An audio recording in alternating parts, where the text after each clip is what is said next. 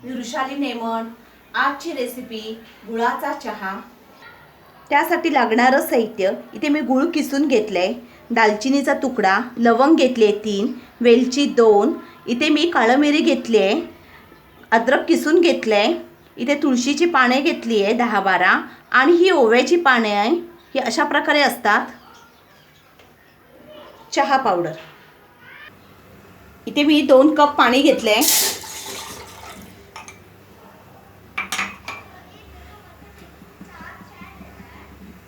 त्यात ओव्याची पानं,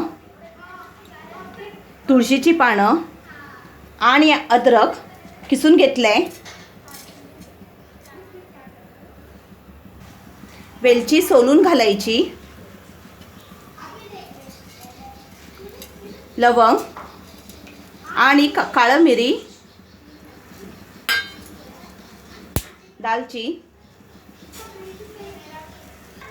हे पाणी 5 मिनिटांसाठी चांगलं उकळायला द्यायचं। दिवसाची सुरुवात गुळाच्या चहाने होत असेल तर ही गोष्ट तुमच्या पचनक्रियेसाठी अतिशय फायदेशीर आहे।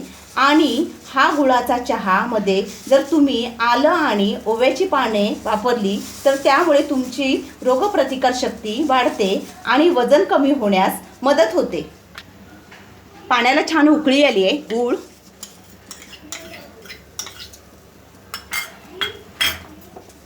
हे बघा, थोड्या प्रमाणात चहा पावडर,